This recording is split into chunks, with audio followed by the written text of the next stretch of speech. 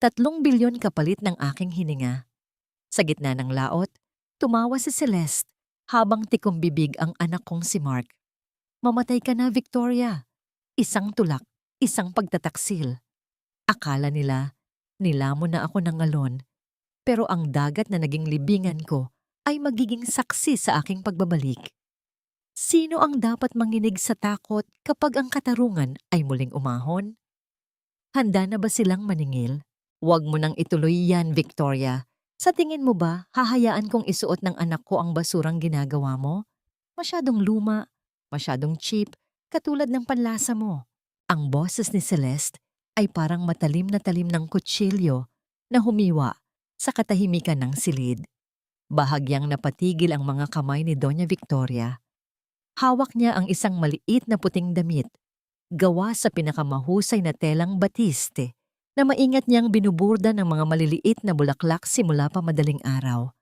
Bawat tusok ng karayom ay may kalakip na panalangin para sa apo na matagal na nilang hinihintay. Nanlalabo ang kanyang paningin habang tinitingnan ang dulo ng kanyang daliri na natusok ng karayom. Isang patak ng pulang dugo ang dahan-dahang kumalat sa malinis na tela. Celeste, anak, para sa baby ito. Pinaghirapan ko itong disenyo para maging espesyal ang binyag niya. Mahinang sagot ni Victoria. Pilit na pinapakalma ang kanyang nanginginig na boses. Ang kanyang dibdib ay tila pinipiga, isang pamilyar na bigat na palaging nararamdaman sa tuwing kaharap ang manugang. Isang mapang-uyam na tawa ang kumawala sa mga labi ni Celeste. Humakbang siya palapit at walang pasintabing hinablot ang damit mula sa kandungan ng matanda. Special? Victoria, listen to me. Ang kailangan ng anak ko ay marangyang buhay, hindi ang basahang ito. At isa pa, nakapagdesisyon na kami ni Mark. Hindi ka na nararapat sa bahay na ito. You're becoming a burden. Nakakalimutan mo na ang mga gamit mo, paulit-ulit ka, at nakakasira ka na ng mood sa pamilyang ito. Mom, look at yourself. You're losing your mind. Ang salitang burden ay tila isang malakas na sampal na nag-iwan ng hapdi sa buong pagkatao ni Victoria. Ngunit ang mas masakit ay ang makitang kinuha ni Celeste ang gunting sa mesa at dahan-dahang ginupit ang bordadong damit sa harap mismo ng kanyang mga mata. Ang bawat tunog ng paggupit sa tela ay tila tunog ng pagkapunit ng kanyang sariling puso. Mark, nasaan ang anak ko? Bulong ni Victoria. Ang kanyang boses ay halos hindi na lumabas sa nanunuyot niyang lalamunan. Ang kanyang mga binti ay tila naging jelly at dahan-dahan siyang napaupo sa silya. Ang kanyang kamay ay nakakapit sa gilid ng mesa hanggang sa mamuti ang kanyang mga kuko. Eksaktong bumukas ang pinto at iniluwan nito si Mark. Sa isang sandali, umasa si Victoria. Umasa siyang lalapit ang kanyang kaisa-isang anak, yayakapin siya, at sasabihin na nagbibiro lang si Celeste.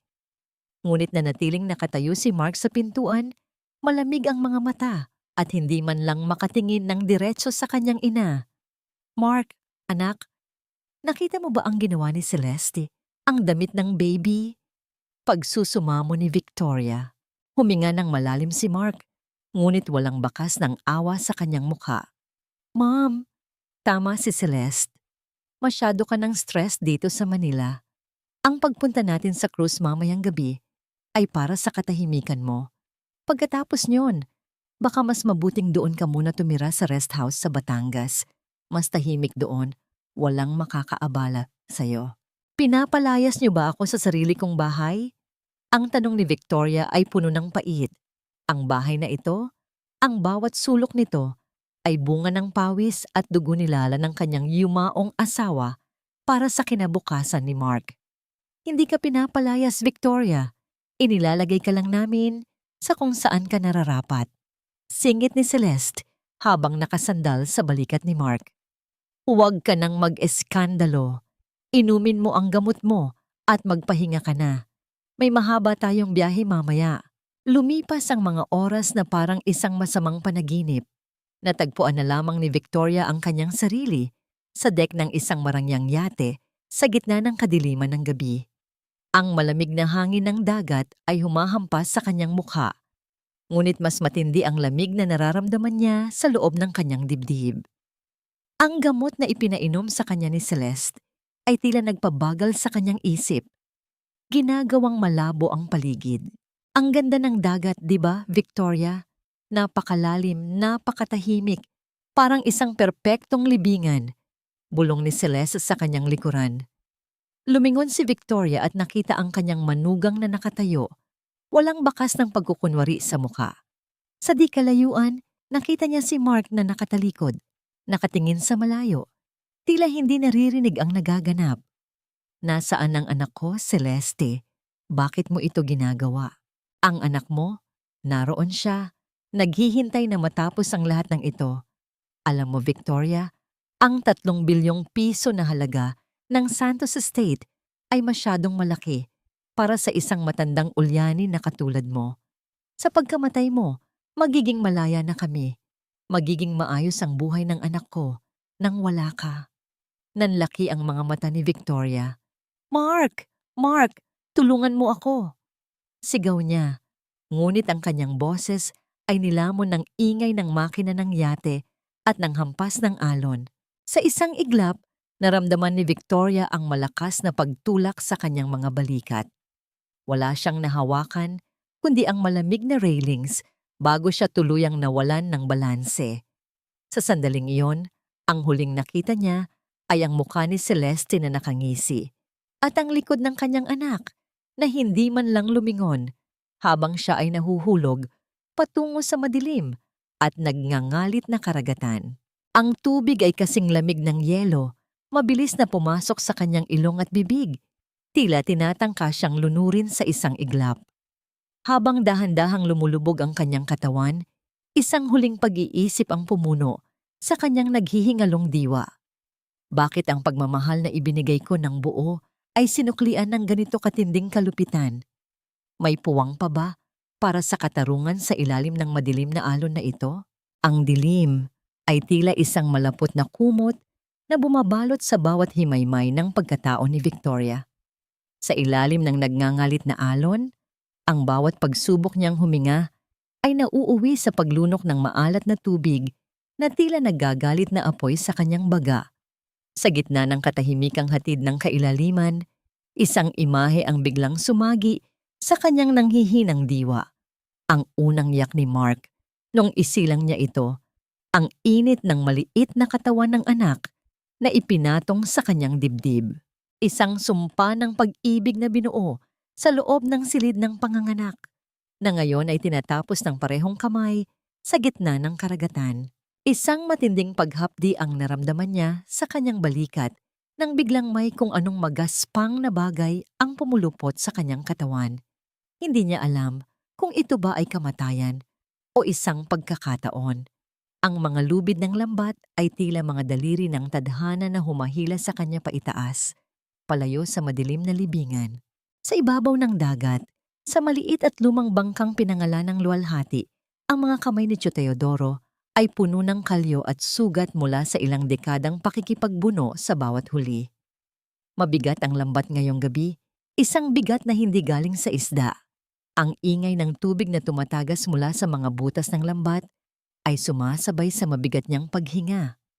Nang sa wakas ay maiangat niya ang huli, hindi pilak na kaliskis ang bumungad sa kanya sa ilalim ng liwanag ng buwan, kundi ang maputlang mukha ng isang babaeng tila wala ng buhay. Panginoon ko, bulong ni Teodoro. Ang kanyang boses ay napaos sa alat ng hangin. Agad niyang binuhat ang katawan ni Victoria na tila isang basang tissue sa kanyang mga bisig at isinandal sa gilid ng bangka. Wala siyang inaksayang oras. Sa bawat pagdiin ng kanyang mga palad, sa dibdib ng babae, isang dalangin ang namumutawi sa kanyang mga labi. Paglipas ng ilang sandali, isang gurgol ng tubig ang lumabas sa bibig ni Victoria. Kasunod ang isang mahina at hirap na pag-ubo. Ang kanyang mga mata ay bahagyang bumukas, ngunit tanging malabong anino lamang ni Teodoro ang kanyang nakikita bago muling nilamon ng kadiliman ang kanyang malay. Nagising si Victoria sa loob ng isang maliit na chibit-chibit na barong-barong. Ang amoy ng tuyong isda, gasera, at luma, ngunit malinis na kahoy ay bumalot sa kanyang mga pandama. Ang bawat bahagi ng kanyang katawan ay tila binugbog at ang bawat paggalaw ay nagdudulot ng matinding kirot. Sinubukan niyang magsalita, ngunit tanging mahinang huni lamang ang lumabas sa kanyang namamagang lalamunan. Ang kanyang dila ay tila naging bato sa tindi ng alat na naiwan sa kanyang bibig. Huwag ka munang piliting magsalita, Hija. Ang malumanay na tinig ni Teodoro ay nagmula sa isang sulok. Lumapit ang matanda, bitbit ang isang baso ng maligamgam na tubig. Ligtas ka na rito sa Pampang. Ako si Teodoro. Natagpuan kita sa lambat ko kagabi. Akala ko ay huli na ang lahat, pero mukhang hindi pa oras ng sundo mo. Dahan-dahang inalalayan ni Teodoro si Victoria upang makainom. Ang bawat patak ng tubig ay tila isang himala na dumadaloy sa kanyang tuyot na katawan. Tiningnan ni Victoria ang paligid, ang dingding na gawa sa sasa, ang sahig na kawayan at ang mga lumang kagamitan ng isang taong halos wala ng ari-arian sa mundo. Ang kakarampot na kayamanang ito ay mas mainit at mas totoo kaysa sa mansyong puno ng ginto, ngunit may pusong bato. Kinuha ni Teodoro ang isang maliit na mangkok ng lugaw mula sa ibabaw ng kanilang kalan na diuling. Ang usok nito ay mabagal na pumapaibabaw sa silid. Naupo ang matanda sa tabi ng higaan ni Victoria at dahan-dahang hinipan ang mainit na pagkain. Pasensya ka na. Ito lang ang kaya kong ibigay. Isang malabnaw na lugaw na may kaunting asin. Wika ni Teodoro habang maingat na sinusubuan ng babae. Ito ang huling bigas ko para sa linggong ito, pero mas kailangan mo ito kaysa sa akin. Malayo na ang narating mo mula sa laot. Kailangan mong mabuhay. Isang luha ang dahan-dahang gumulong sa pisngi ni Victoria, hindi dahil sa gutom, kundi dahil sa hapdi ng katotohanan. Ang taong ito, na hindi man lang alam ang kanyang pangalan, ay handang ibigay ang huling pagkain niya upang siya ay iligtas. Habang ang sarili niyang dugo at laman, ang anak na binigyan niya ng lahat ng luho sa mundo, ay ang siyang nagtulak sa kanya sa kamatayan. Habang hinihimas ni Victoria ang kanyang mga kamay upang gisingin ang pakiramdam nito, isang nakakangilong katotohanan ang gumulantang sa kanya. Ang kanyang mga daliri ay tila naging banyaga. Dahan-dahan niyang itinaas ang kanyang kaliwang kamay sa tapat ng liwanag ng gasera. Ang kanyang singsing sa kasal, ang mabigat na gintong may malaking brilyante na sumisimbolo sa 4 na dekada ng katapatan at karangalan, ay wala na. Ang tanging naiwan ay ang maputlang marka sa kanyang balat, isang malamig na paalala na pati ang kanyang huling alaala ng dignidad ay ninakaw na sa kanya bago pa man siya lumubog sa tubig. Sa gitna ng katahimikan ng gabi, ang tanging naririnig ay ang mahina at malungkot na paghampas ng mga alon sa dalampasigan, tila bumubulong ng mga lihim na hindi pa handang aminin ni Victoria. Lumipas ang ilang araw na tila isang mahabang panaginip na binubuo ng amoy ng lansa, asin, at ang walang katapusang awit ng dagat. Sa loob ng barong-barong ni Tio Teodoro, unti-unting nanunumbalik ang lakas ni Victoria.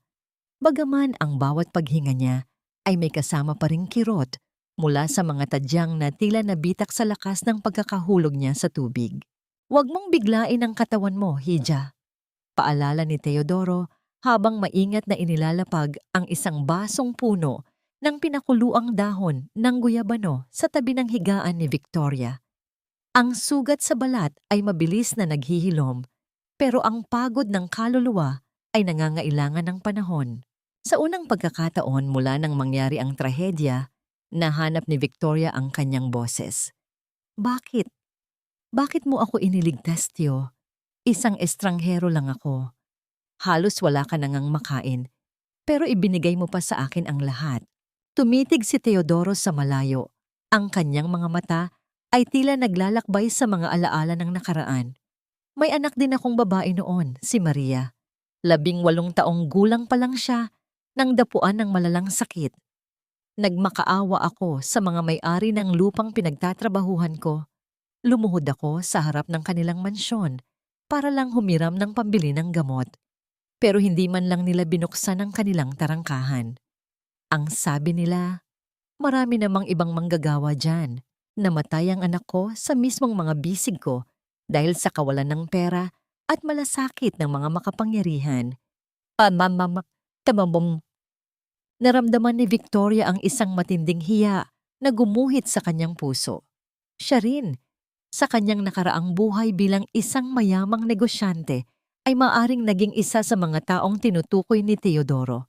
Mga taong nakatingin lamang sa numero sa bangko at nakalimutan ng tumingin sa mata ng kanilang kapwa. Kaya nang makita kita sa lambat ko, pagpapatuloy ni Teodoro habang bahagyang ngumingiti ng mapait. Ang sabi ko sa sarili ko, hindi hahayaan ng langit na may mamatay na naman sa harap ko dahil lang sa pagmamalupit ng tadhana. Ang pagliligtas sa iyo, Victoria, ay ang tanging paraan para maibsan ang pagsisisi ko sa hindi ko pagliligtas sa aking anak. Sa mga sumunod na araw, ang dating Doña Victoria na sanay sa mga kasambahay at marangyang kagamitan ay nagsimulang matuto sa ilalim ng gabay ni Teodoro. Sa ilalim ng init ng araw sa dalampasigan, naupo silang dalawa sa buhanginan habang nasa gitna nila ang isang malaking lambat na puno ng butas. Dahan-dahang kinuha ni Victoria ang karayom na gawa sa kawayan at ang nylon na sinulid. Ang kanyang mga kamay na dati ay tanging mga mamahaling pluma at alahas lamang ang hawak ay nanginginig sa bawat tusok. Ang magaspang na texture ng lambat ay naging dahilan ng pagdurugo ng kanyang mga malalambot na daliri. Ngunit hindi siya tumigil. Sa bawat pagbuhol niya ng sinulid, tila tinatahi niya rin ang mga nagkapira-pirasong bahagi ng kanyang pagkatao. Ang bawat kalyo na nabubuo sa kanyang palad ay naging simbolo ng kanyang bagong lakas. Ang katahimikan sa pagitan nila ni Teodoro ay hindi nakakailang. Ito ay puno ng pag-unawa at pagtanggap. Napagtanto ni Victoria na ang tunay na halaga ng buhay ay hindi nasusukat sa lawak ng kanyang ari-arian, kundi sa tibay ng mga kamay na handang bumangon mula sa pagkakalubog. Isang hapon, habang naglalakad si Victoria sa gilid ng dalampasigan para kumuha ng ilang piraso ng kahoy na panggatong, isang bagay na nakabalot sa putik at lumot ang napadpad sa kanyang paanan. Ito ay isang pahayagan na tila nanggaling pa sa kabilang bayan, basang-basa, at halos hindi na mabasa ang mga letra. Yumuko siya at maingat na binuklat ang unang pahina. Ang kanyang puso ay tila tumigil sa pagtibok nang makita ang isang pamilyar na larawan, ang kanyang sariling mukha na napapalibutan ng mga itim na rosas at kandila. Pumanaw na ang haligi ng Santos Estate, isang marangyang pamamaalam kay Doña Victoria Santos, ang nakasulat sa headline. Nakita niya ang larawan ni Celeste na nakasuot ng napakagandang itim na terno, hawak ang isang puting panyo habang nagpapanggap na umiiyak sa harap ng isang walang lamang kabaong. Sa tabi nito, naroon si Mark, nakasuot ng mamahaling salamin, nakatitig sa kawalan ng walang bakas ng pagdadalamhati. Isang matinding pait ang lumason sa kanyang lalamunan. Ang kanyang kamatayan ay naging isang malaking palabas, isang pista, para sa mga taong pumatay sa kanya. Habang siya ay nagdurusa sa ilalim ng sikat ng araw at kumakain ng tuyong isda, ang kanyang mga mamamatay tao ay nagdiriwang at naghahanda nang angkinin ang lahat ng kanyang pinaghirapan. Mahigpit na kinuyom ni Victoria ang basang pahayagan hanggang sa mapunit ito sa kanyang mga kamay. Ang kanyang mga mata, na dati ay puno ng luha ng pagsisisi, ay naging kasing tigas na ng mga bato sa pampang. Ang bawat patak ng tinta sa pahayagang iyon ay tila mga uod na gumagapang sa aking balat. Dahan-dahang kinakain ang huling bakas ng pag-ibig na itinanim ko para sa aking anak. Ang mukha ni Celeste na nakapinta ang pekeng pighati ay isang insulto sa bawat sakripisyong ginawa ko para sa pamilyang ito. Hindi sapat na pinatay nila ako. Kailangan pa nilang gawing isang malaking katatawanan ang aking paglisan. Tio Teodoro, kailangan kong bumalik. Ang tinig ni Victoria ay parang kaskas ng tuyong dahon, puno ng determinasyon, ngunit may halong pait. Tiningnan siya ng matanda ng may pag-aalala. Mapanganib, Victoria. Sa tingin ng mundo, isa ka ng bangkay. Ang pagpapakita mo ay maaaring maging hudyat para tapusin nila ang hindi nila natapos sa gitna ng dagat. Hindi ako magpapakita bilang si Doña Victoria Santos. Sagot niya habang tinitingnan ang kanyang sariling refleksyon sa isang basag na salamin. Ang kanyang balat ay nasunog na ng araw, ang kanyang buhok ay magulo, at ang kanyang suot ay ang lumang duster na ibinigay ng kapitbahay ni Teodoro. Babalik ako bilang isang multo na hindi nila makikilala. Gamit ang kakarampot na perang naipon ni Teodoro mula sa pagbebenta ng huli, sumakay si Victoria sa isang luma at mausok na bus patungo sa Maynila. Ang bawat kilometrong nilalakbay ng sasakyan ay tila isang hakbang pabalik sa impyernong kanyang tinakasan. Nang makarating siya sa harap ng sarili niyang mansyon sa Forbes Park, itinago niya ang kanyang mukha sa ilalim ng isang lumang sombrerong anahaw. Ang mansyon ay maliwanag, puno ng tawanan at tunog ng mga kubyertos na nagtatama. Tila may isang marangyang piging na nagaganap. Maya-maya pa, bumukas ang malaking tarangkahan at iniluwa nito ang isang itim na Mercedes-Benz. Huminto ang sasakyan sa tapat ng kalsada at doon ay nakita ni Victoria si Mark. Lulugo-lugo ang kanyang anak. Ang kanyang barong ay may mantsa ng alak at ang kanyang mga mata ay namumula at walang buhay. Sa tabi niya, si Celeste ay nakasuot ng isang pulang damit na tila sumisigaw ng tagumpay. Stop acting like a loser, Mark. Patay na ang nanay mo. It's time to enjoy our life. Bakit kailangang magmukha kang namatayan araw-araw? Ang boses ni Celeste ay matinis, puno ng pagkainis. Celeste, panaginip ko siya gabi-gabi. Ang huling tingin niya sa akin bago siya mahulog. Nauutal na sagot ni Mark, ang kanyang boses ay puno ng takot at alak. Then drink more, para hindi mo siya maalala. Isipin mo na lang ang 3 bilyon na nasa kamay na natin. You're the boss now? Huwag kang maging mahina. Muling gaslight ni Celeste habang hinahaplos ang pisngi ni Mark. Isang haplos na tila paggapang ng ahas. Napakapit si Victoria sa pader ng subdivision. Ang kanyang mga kuko ay bumaon sa semento. Gusto niyang sumigaw. Gusto niyang sugurin ang anak at sampalin ito hanggang sa magising sa katotohanan. Ngunit alam niyang hindi pa ito ang tamang oras. Ang galit niya ay kailangang maging kasing lamig ng gabi para maging epektibo. Kinabukasan, nagtungo siya sa isang maliit at lumang gusali sa Binondo. Doon matatagpuan ang opisina ni Attorney Manuel, ang matapat na abogado at matalik na kaibigan ng kanyang yumaong asawa. Alam ni Victoria na sa mundong puno ng traidor, si Manuel ang tanging pundasyon na hindi matitibag. Sa loob ng opisina, si Attorney Manuel ay nakaupo sa gitna ng mga bundok ng papeles.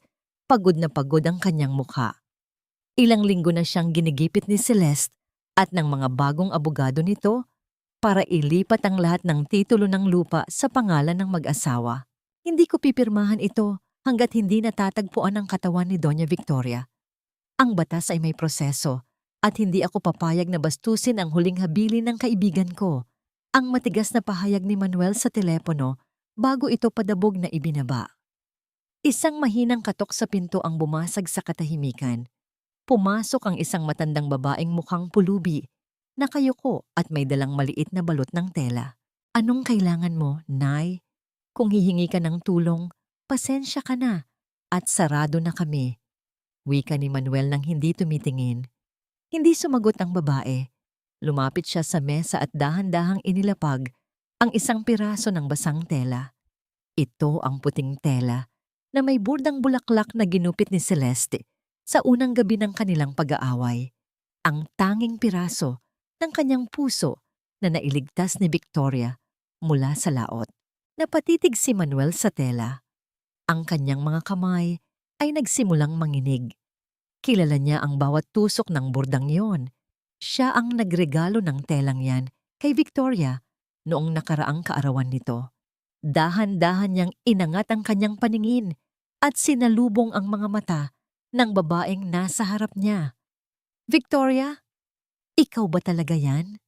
Ang bulong ni Manuel ay puno ng sindak at pag-asa.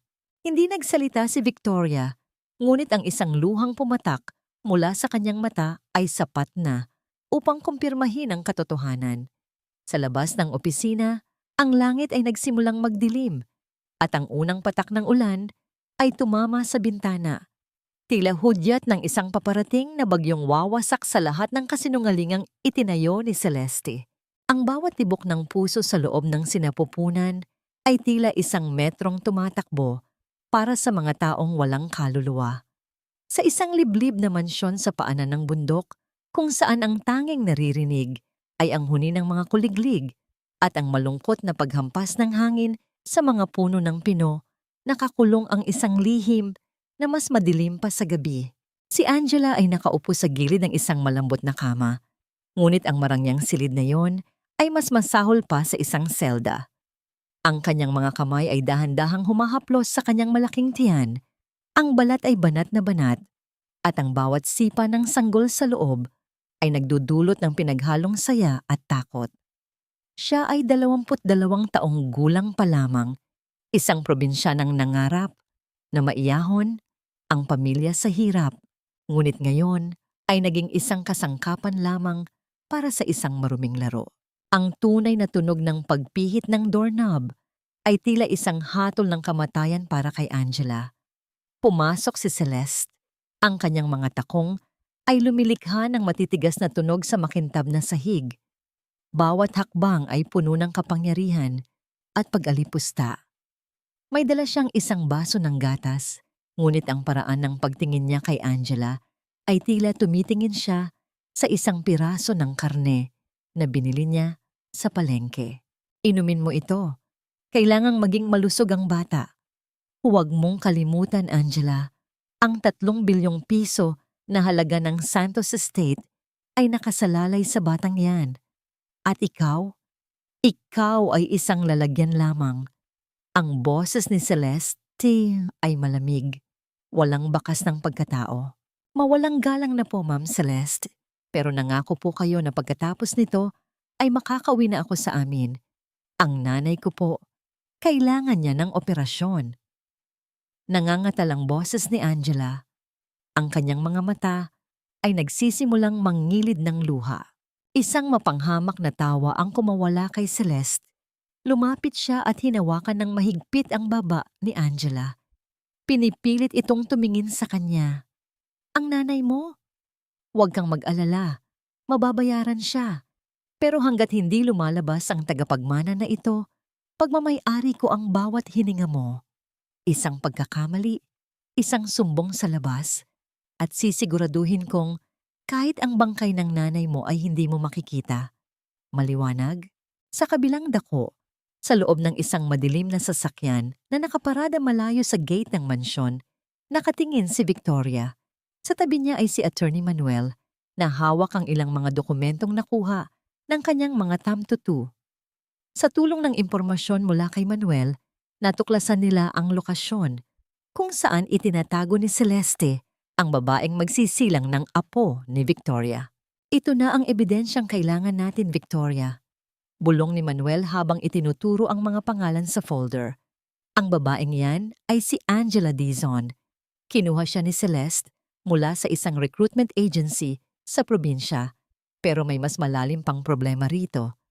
Ayon sa record ng ospital na nakuha namin, si Celeste ay baog. At ang batang dinadala ni Angela, hindi ito anak ni Mark. Naramdaman ni Victoria ang isang malamig na agos ng dugo na dumaloy sa kanyang buong katawan. Ang kanyang kamay ay mahigpit na nakahawak sa krus na nakasabit sa kanyang leeg. Anong ibig mong sabihin, Manuel? Kung hindi kay Mark ang bata, kanino? Ginamit ni Celeste ang isang anonymous donor para sa insemination. Ang plano niya ay ipakilala ang bata bilang anak ni Mark para makuha ang buong kontrol sa mana mo. Dahil sa ilalim ng iyong huling habilin, ang kayamanan ay mapupunta lamang kay Mark kung magkakaroon siya ng tagapagmana. Niloloko niya pati ang sarili mong anak, Victoria. Ginagawa niyang tanga si Mark para sa 3 bilyon. Napapikit si Victoria ng mariin. Ang galit na nararamdaman niya ay hindi na lamang para sa kanyang sarili, kundi para rin sa inosenteng batang isisilang sa mundo ng kasinungalingan at para kay Angela na ginagamit at tinatrato na parang hayop. Naalala niya ang sarili niyang karanasan sa ilalim ng dagat, ang pakiramdam ng walang kalaban-laban, ang pakiramdam ng tinatapon matapos pakinabangan. Hindi ko hahayaang mangyari ang nangyari sa akin sa batang yan, Manuel. At hindi ko hahayaang mamatay ang babaeng yan sa kamay ng demonyong si Celeste. Ang boses ni Victoria ay puno ng otoridad. Ang boses ng isang tunay na donya na handang lumaban. Anong balak mo? Tanong ni Manuel. Tumingin si Victoria sa mansyong binabalot ng kadiliman. Kailangan kong makapasok sa loob. Kailangan kong makausap si Angela. Pero hindi bilang si Victoria Santos. Kailangan nilang maniwala na ako ay isa lamang matandang katulong, isang taong walang halaga na hindi nila mapapansin. Habang pinagmamasdan ni Victoria ang mataas na bakod ng mansyon, isang anino ang gumalaw sa bintana ng ikalawang palapag. Nakita niya ang isang babaeng nakahawak sa kanyang tiyan, nakatingin sa labas ng may labis na pangungulila. Sa sandaling iyon, ang puso ni Victoria ay kumonekta sa puso ni Angela. 2 babaeng ninakawan ng karapatan, 2 biktima na ngayon ay pinagbubuklod ng isang lihim na wawasak sa isang imperyo. Ang bawat hininga sa loob ng bakuran ng mansyong iyon ay tila may bigat ng isang kasalanang hindi pa nababayaran. Suot ang isang lumang duster na kupas na ang kulay at isang maduming sombrero. Dahan-dahang lumalakad si Victoria sa ilalim ng matirik na sikat ng araw.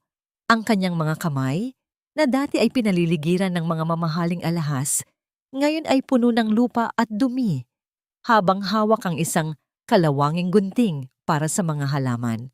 Sa tulong ng mga koneksyon ni Attorney Manuel, nakapasok siya bilang si Nana Rosing, ang bagong hardinera na kinuha dahil sa murang sahod at dahil mukha itong matandang hindi na nakakarinig o nakakapagsalita ng maayos. Isang anino sa gitna ng mga bulaklak, isang taong walang sino mang mag-aabalang tingnan ng 2 beses. Mula sa kanyang kinaroroonan, sa ilalim ng malaking puno ng nara, nakita ni Victoria ang pagbaba ni Angela mula sa balkonahe. Ang bawat hakbang ng dalaga ay tila isang pagtitiis. Ang kanyang muka ay kasing putla ng pader at ang kanyang mga mata ay walang ibang makikita kundi ang labis na pagod at takot. Naupo si Angela sa isang sementadong bangko. Ang kanyang mga kamay ay protektadong nakayakap sa kanyang malaking tiyan. Dahan-dahang lumapit si Victoria, kunwari ay nagbubungkal ng lupa sa mga paso sa tabi ng dalaga. Nang masiguro niyang walang nakatinging gwardiya, kinuha niya mula sa kanyang bulsa ang isang maliit na mansanas na hiningi niya sa kusina at maingat na inilapag sa tabi ni Angela. Kailangan mong kumain, Hija, para sa'yo at para sa bata, bulong ni Victoria. Ang kanyang boses ay tila isang banayad na hangin na dumaan sa pandinig ni Angela. Nagulat ang dalaga at agad na tumingin sa paligid. Nang makita niyang ang matandang hardinera lamang ang naroon, bahagyang kumalma ang kanyang paghinga. Salamat po, Nana, pero wala po akong gana. Parang palaging may nakabara sa lalamunan ko sa tuwing nakikita ko sila. Huwag mong hayaang kainin ka ng takot, patuloy ni Victoria habang nananatiling nakayuko sa kanyang ginagawa. Ang batang yan, ang tanging liwanag mo sa dilim na ito. Kumain ka at magpalakas. Hindi ka nag-iisa. Isang mabilis na sulyap ang ibinigay ni Angela kay Victoria. Isang sulyap na puno ng pagtataka at nagninningas na pag-asa. Bakit po kayo mabait sa akin? Lahat ng tao rito ay parang mga robot na sumusunod lang kay Ma'am Celeste. Hindi sumagot si Victoria ng direkta. Sa halip, hinawakan niya ang isang namumukadkad na rosas at dahan-dahan itong hinaplos. Dahil alam ko ang pakiramdam ng malunod, Hija, at alam ko rin ang pakiramdam ng may mag-abot ng kamay para iligtas ka. Ngunit ang sandali ng katahimikan ay biglang binuwag ng tunog ng mabilis na mga hakbang sa semento. Ang bawat tunog ng takong ni Celeste ay tila isang babala ng paparating na bagyo. Mabilis na yumuko si Victoria at nagpanggap na abalang-abala sa paggupit ng mga tuyong dahon. Angela, bakit ka narito sa labas? Sinabi ko na sa iyong bawal kang makipag-usap sa mga katulong. Ang boses ni Celeste ay matinis, puno ng pag-uusig. Lumapit siya at marahas na kinuha ang mansanas na ibinigay ni Victoria. At ano ito? Galing ba ito sa basurahan? Huwag kang basta-basta kumakain ng kung ano-ano. Pasensya na po, ma'am. Nakita ko lang po ito rito. Nauutal na sagot ni Angela habang nakayuko. Tumingin si Celeste ng matalim kay Victoria. Ikaw, matanda, anong ginagawa mo rito? Bakit ang bagal mo yatang magtrabaho? Kung hindi mo kayang linisin ang hardin na ito sa loob ng 1 oras, umalis ka na rito. Hindi lumingon si Victoria. Nanatili siyang nakayuko habang ang kanyang puso ay nagngangalit sa galit. Opo, ma'am. Pasensya na po. Tatapusin ko na po. Bulong niya sa isang paos na boses. Pilit na itinatago ang kanyang tunay na katauhan sa ilalim ng maduming sombrero. Isang mapanguyam na tawa ang kumawala kay Celeste bago siya muling humarap kay Angela. Halika na sa loob. May magandang balita ako. Kinausap ko na ang doktor. Hindi na tayo maghihintay ng 3 linggo. Isasagawa na ang operasyon sa susunod na linggo. Gusto ko nang makuha ang batang iyan sa lalong madaling panahon para matapos na ang lahat ng ito. Nanlaki ang mga mata ni Angela. Pero ma'am, masyado pa pong maaga. Hindi pa po handa ang katawan ko. Wala akong pakialam sa katawan mo. Ang mahalaga ay ang bata at ang pirma ni Mark. Sigaw ni Celeste habang kinaladkad si Angela pabalik sa loob ng mansyon. Naiwan si Victoria sa gitna ng hardin. Ang kanyang mga kamay ay mahigpit na nakakuyom sa kalawanging gunting hanggang sa muling magdugo ang kanyang mga sugat sa palad. Ang susunod na linggo, ang oras ay mabilis na nauubos. Kailangan niyang kumilos bago tuluyang lamunin ng dilim ang inosenteng buhay na dinadala ni Angela. Ang katahimikan sa loob ng silid-tulugan ni Mark ay tila isang mabigat na usok na dahan-dahang sumasakal sa kanyang bawat paghinga.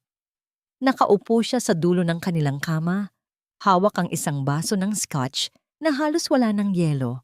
Ang tanging liwanag sa silid ay nagmumula sa buwan na sumisilip sa pagitan ng mga kurtina na nagbibigay ng mahahabang anino sa sahig na tila mga daliring nagtuturo sa kanya. Tumingin siya sa malaking salamin sa kanyang tapat. Hindi niya makilala ang lalaking nakatingin sa kanya. Ang mga mata ay malalim ang itim na paligid, ang balat ay maputla, at ang mga balikat ay tila pasan ang buong daigdig. Sa tuwing ipipikit niya ang kanyang mga mata, ang tunog ng malakas na paghampas ng katawan sa tubig ay muling umaalingaw-ngaw sa kanyang pandinig. Nararamdaman niya ang panginginig ng kanyang sariling mga kamay ng gabing iyon, ang lamig ng railings ng yate at ang huling sulyap ng kanyang ina. Isang sulyap na hindi puno ng galit, kundi ng labis na pagtataka at sakit. Hindi ko sinasadya, ma'am. Bulong niya, ang kanyang boses ay napaos sa alak at pagsisisi.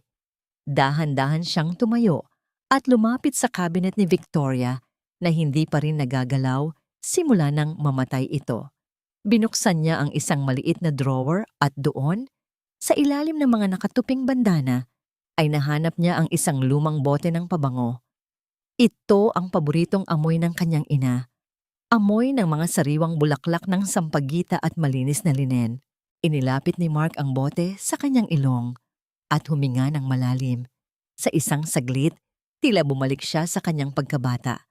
Noong hinahaplos ng kanyang ina ang kanyang buhok tuwing siya ay may sakit. Ang bawat patak ng pabangong yon ay tila isang buhay na alaala na sumasampal sa kanyang konsensya. Ito ang kanyang munting lihim, ang tanging bagay na nagpapanatili sa kanya sa katinuan sa gitna ng mga kasinungalingan ni Celeste. "Mark, anong ginagawa mo rito sa dilim?" Ang boses ni Celeste ay parang isang biglang pagbuhos ng malamig na tubig. Mabilis na itinago ni Mark ang bote ng pabango sa kanyang likuran. Pumasok si Celeste. Suot ang isang mamahaling silk robe at dahan-dahang yanig ang switch ng ilaw. Ang biglang liwanag ay nagdulot ng sakit sa mga mata ni Mark. "Wala, naghahanap lang ako ng lumang gamit," sagot ni Mark. Pilit na pinapatatag ang kanyang boses.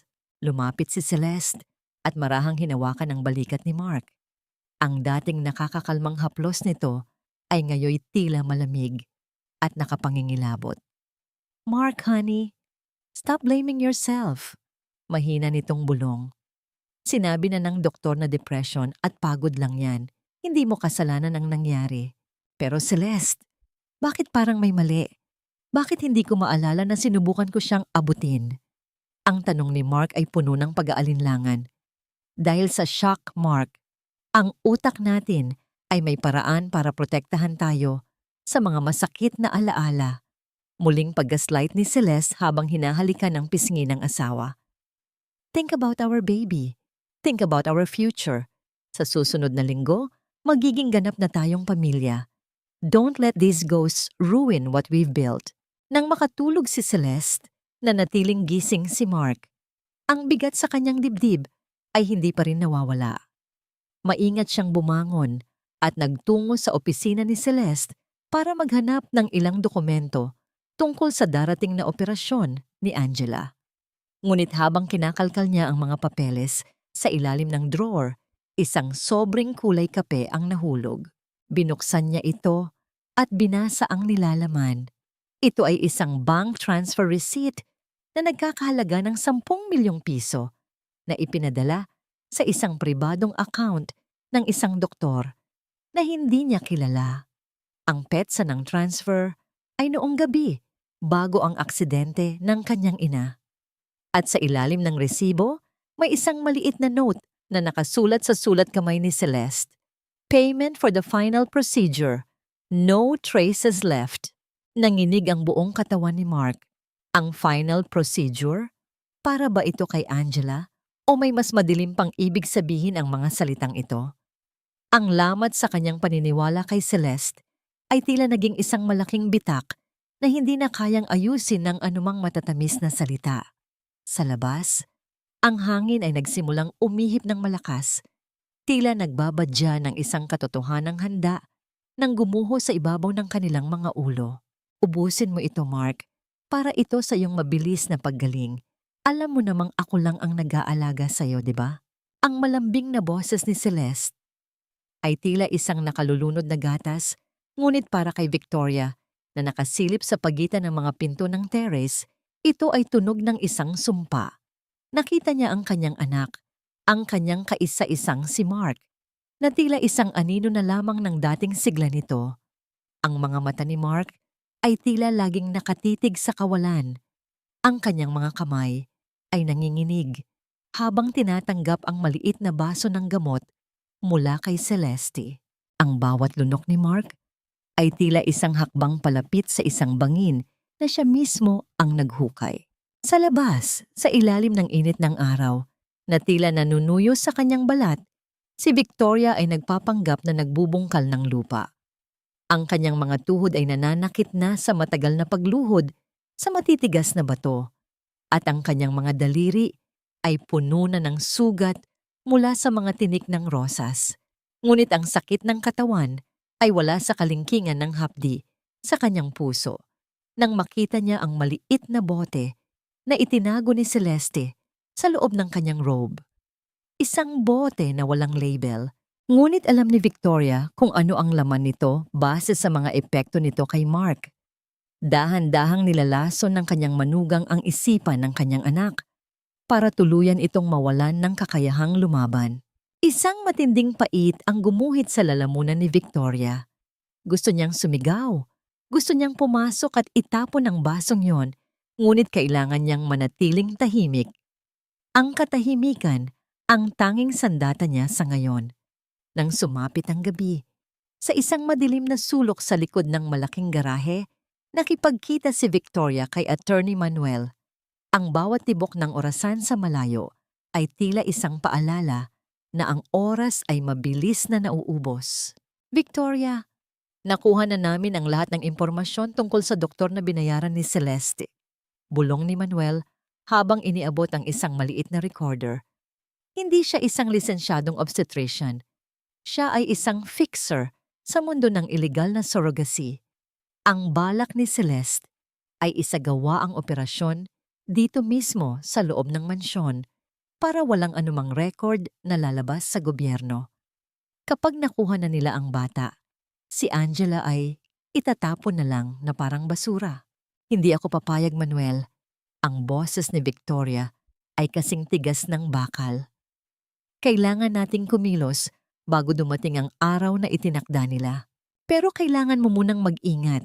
Singit ng isang pamilyar at paos na boses mula sa dilim. Lumitaw si Teodoro na naglakbay pa mula sa dalampasigan para lamang masigurong ligtas ang babaeng iniligtas niya sa dagat. Ang kanyang suot na kamiseta ay butas-butas at ang kanyang mga tsinelas ay pudpud na, ngunit ang kanyang mukha ay puno ng tapat na pag-aalala. "Tiyo, bakit ka pa nagpunta rito? Mapanganib para sa'yo," wika ni Victoria ng may halong lungkot at pasasalamat. "Hindi ko matitiis na hayaan kang lumaban ng mag-isa rito sa kuta ng mga lobo, Victoria." Sagot ni Teodoro. May kinuha siya mula sa kanyang bulsa. Isang kwintas na gawa sa isang simpleng puting VOC o kabibe na tinalian ng isang matibay na nylon. Gawa ito ng sarili kong mga kamay. Sa aming mga mangingisda, ang kabibing ito ay simbolo ng proteksyon mula sa mga bagyo. Isuot mo ito, Victoria. Hayaan mong ito ang magpaalala sa'yo na may mga taong nagmamahal sa'yo ng walang kapalit. Dahan-dahang isinuot ni Victoria ang kwintas. Ang lamig ng kabibe sa kanyang balat ay tila isang haplos ng tunay na pamilya. Isang pamilyang hindi nabubuo sa dugo o kayamanan, kundi sa malasakit at sakripisyo. Ito ang kanyang golden moment. Isang sandali ng purong kabutihan sa gitna ng isang mundong puno ng kasakima.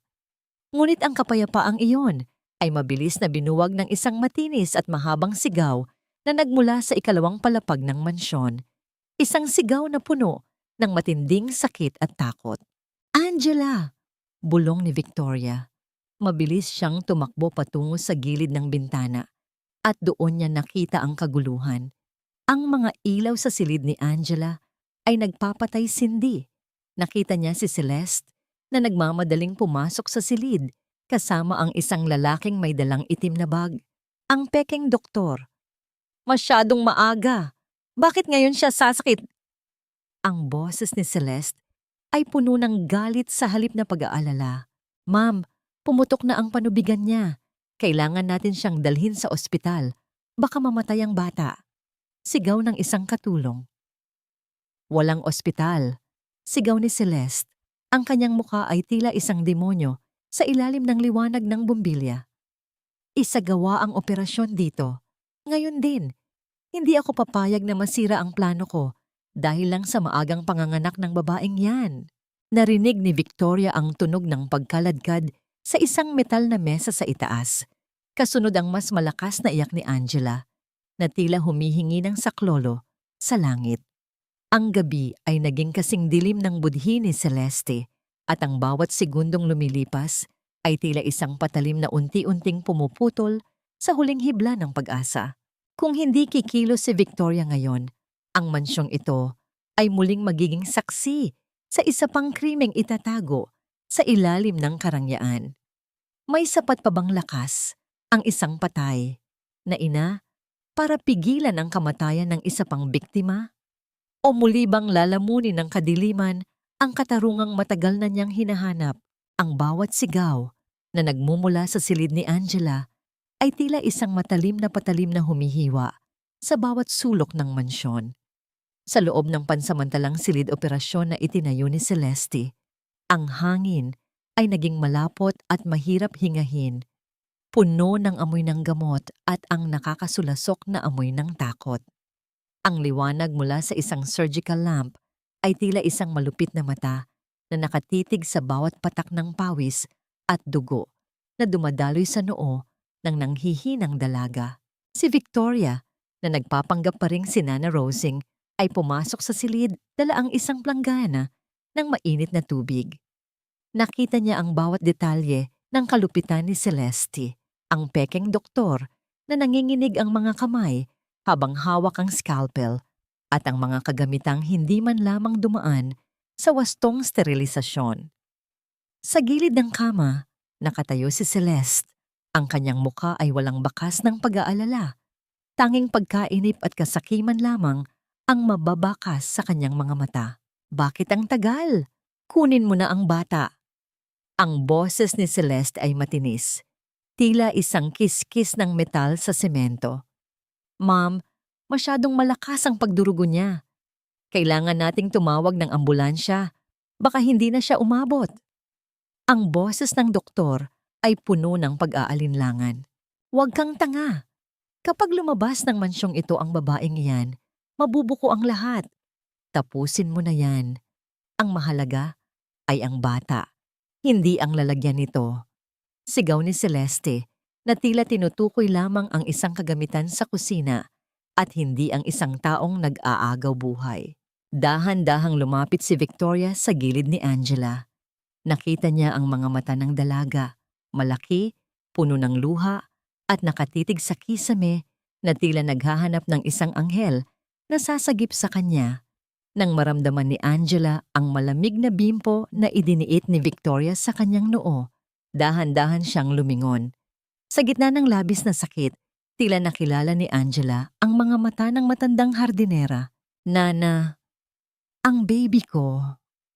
Ang bulong ni Angela ay halos hindi na marinig. Isang paos na hiling sa gitna ng huling hininga. Nandito ako, Hija. Huwag kang matakot. Bulong ni Victoria pabalik. Ang kanyang sariling mga luha ay dahan-dahang pumapatak sa kanyang pisngi, nakikihalo sa pawis ni Angela. Isang matinding katahimikan ang bumalot sa silid nang sa wakas ay marinig ang isang mahina at paos na iyak ng isang sanggol. Ang tunog ng bagong buhay ay tila isang himala sa gitna ng dambana ng kamatayan. Ngunit kasabay ng unang iyak ng bata ay ang mabilis na pagbagsak ng monitor ng puso ni Angela. Ang kanyang mga kamay, na kanina ay mahigpit na nakakapit sa kumot, ay dahan-dahang bumitaw. Bago tuluyang mawalan ng liwanag ang kanyang mga mata, hinawakan ni Angela ang kamay ni Victoria nang may huling lakas. Isang mahigpit na pakiusap na hindi na kailangan ng mga salita. Sa sandaling iyon, ang kanilang mga kaluluwa ay nagtagpo. Ang isang inang pinagtaksilan at ang isang inang pinagnakawan. Ito ang kanilang golden moment. Isang pangako ng pag-ibig na binuo sa pintuan ng kabilang buhay. Iligtas mo siya. Yang huling pakiusap na dumaan sa isip ni Angela bago tuluyang huminto ang kanyang puso. Patay na siya. Malamig na pahayag ng doktor habang pinupunasan ang kanyang noo. Walang pakialam na lumapit si Celeste at marahas na kinuha ang sanggol mula sa mga bisig ng nurse. Tiningnan niya ang bata. Isang maliit, kulubot na nilalang na ngayon ay susi sa kanyang 3 bilyong piso. Isang mapanguyam na ngiti ang sumilay sa kanyang mga labi. Finally, ang aking kayamanan, wika ni Celeste, na hindi man lamang sinulyapan ng bangkay ni Angela na nasa likuran niya. Tumingin siya ng matalim kay Victoria na nakatayo pa rin sa tabi ng kama. Ikaw, matanda, anong tinitingin-tingin mo riyan? Kunin mo na ang mga maduming tela na yan at lumabas ka na. At huwag kang magkakamaling magsalita tungkol sa nakita mo kung ayaw mong sumunod sa babaeng ito. Kinaladkad ng mga gwardya si Victoria palabas ng silid. Habang ang pinto ay dahan-dahang sumasara, ang huling nakita ni Victoria ay ang mukha ni Celeste na masayang niyayakap ang sanggol na hindi sa kanya, ang sanggol na isinilang mula sa dugo ng isang inosenteng biktima. Nakatayo si Victoria sa madilim na pasilyo. Ang kanyang mga kamay ay nanginginig at ang kanyang dibdib ay tila sasabog sa tindi ng puot at pighati. Alam ni Celeste na nakuha na niya ang kanyang premyo, ngunit hindi niya alam na ang matandang hardinerang pinalayas niya ay ang siyang muling bubuhay sa multong pinakakatakutan niya. Ang digmaan ay hindi na lamang para sa pera. Ito ay para sa katarungan ng isang buhay na ninakaw. Sa mundong ito, ang pinakamapanganib na kalaban ay ang taong akala mo ay matagal nang nabaon sa limot. Ang boses ni Celeste ay pumailan lang sa loob ng marang niyang walk-in closet, pununo ng awtoridad at kasabikan, habang sinusukat niya ang isang mamahaling itim na terno na yari sa pinakamahusay na seda. Sa harap ng malaking salamin, pinagmamasdan niya ang kanyang sarili. Ang kanyang buhok ay maayos na nakaayos. Ang kanyang balat ay nagniningning sa ilalim ng mga mamahaling kosmetiko at sa kanyang leeg ay nakasuot ang isang kwintas na brilyante na dati ay pagmamay-ari ni Victoria. Para kay Celeste, ito ang kanyang koronasyon. Ang bawat kumikinang na bato ay tila sumisigaw ng tagumpay sa gitna ng katahimikan ng mansyon. Ma'am Celeste, narito na po ang listahan ng mga bisita para sa binyag sa Makalawa. Wika ng isang sekretarya na nakatayo malapit sa pinto. Ang boses ay puno ng paggalang at takot. Siguraduhin mong lahat ng malalaking pangalan sa negosyo at media ay naroon. Gusto kong makita ng buong mundo na ang tagapagmana ng Santos Estate ay nasa aking mga kamay na. Sagot ni Celeste habang sinusuri ang kanyang sarili sa salamin. Isang mapang-uyam na ngiti ang sumilay sa kanyang mga labi. Matapos ang binyag, ililipat na ang lahat ng pondo sa aking account. Wala nang makakapigil sa akin. Samantala, sa kabilang panig ng mansyon, si Mark ay nakaupo sa tabi ng noy ng sanggol. Ang kanyang mga mata ay walang buhay, tila isang robot na sumusunod lamang sa utos ng kanyang asawa. Ang sanggol ay mahimbing na natutulog, walang kamalay-malay sa madilim na mundong kinasadlakan nito. Tingnan mo siya, Mark. Singit ni Celeste habang pumapasok sa silid. Ang tunog ng kanyang mga takong ay tila mga martilyong tumatama sa konsensya ni Mark. Siya ang nagligtas sa atin. Siya ang dahilan kung bakit tayo mananatili sa itaas. Huwag mong sisirain ang lahat dahil lang sa iyong kahinaan. Celeste, bakit parang hindi ko maramdaman na anak ko siya? Mahinang bulong ni Mark. Ang kanyang kamay ay nanginginig habang hinahawakan ang gilid ng noy. Dahil sa depression mo yan, Mark, uminom ka na ba ng gamot mo? Ang boses ni Celeste ay biglang naging matalas, isang babala na hindi dapat baliwalain. Huwag kang mag-isip ng kung ano-ano. Ang mahalaga ay ang dokumentong pipirmahan mo bukas. Ang kapangyarihan ay nasa atin na. Habang nagaganap ang lahat ng ito, sa loob ng kuta ng mga lobo, si Victoria ay nasa loob ng isang maliit at tago na silid sa opisina ni Attorney Manuel. Ang dating Nana Rosing ay wala na. Ngayon, nakatayo si Victoria sa harap ng isang board na puno ng mga larawan, dokumento at timeline ng mga krimen ni Celeste. Suot niya ang isang simpleng puting blusa, ngunit ang kanyang tindig ay muling naging tuwid. Ang kanyang mga mata ay muling nagniningning sa talino at determinasyon. Ito na ang lahat, Victoria, wika ni Manuel habang inilalapag ang isang folder. Mayroon tayong kopya ng ilegal na kontrata ng surrogacy, ang record ng mga pekeng gamot na ibinibigay kay Mark, at ang pinakaimportanteng piraso, ang video ng huling hininga ni Angela kung saan binabanggit niya ang iyong pangalan at ang kalupitan ni Celeste. Huminga ng malalim si Victoria. Isang matinding pait ang gumuhit sa kanyang puso nang maalala ang mukha ni Angela. Ngunit ito rin ang naging gasolina ng kanyang galit. Kailangan nating tiyakin na walang butas ang ating plano, Manuel. Gusto kong maramdaman ni Celeste ang rurok ng kanyang tagumpay bago ko siya hilahin pababa sa pinakamalalim na hukay. Bago lumabas ng opisina, tumayo muna si Victoria sa harap ng isang maliit na altar. Nagdirik siya ng kandila para kay Angela, ang inang nagbuwis ng buhay para sa isang kasinungalingan. Angela, ipinapangako ko sa iyo, ang iyong anak ay hindi magiging kasangkapan ng kasamaan. Ang bawat luhang pumatak sa iyo ay babayaran ni Celeste ng higit pa sa kayamanan. Bulong ni Victoria sa gitna ng katahimikan ng silid. Ito ang kanyang golden moment, isang sandali ng banal na pangako sa gitna ng paghahanda para sa digmaan. Kinabukasan, habang abala ang buong mansyon sa paghahanda para sa grandiosong binyag, isang mensahero ang dumating sa tarangkahan. May dala siyang isang malaking basket ng mga bulaklak para kay Celeste. Walang pangalan ang nagpadala. Tanging isang maliit na card lamang ang nakasabit sa gitna ng mga itim at pulang rosas. Binuksan ni Celeste ang card at ang kanyang buong mundo ay tila tumigil sa pag-ikot.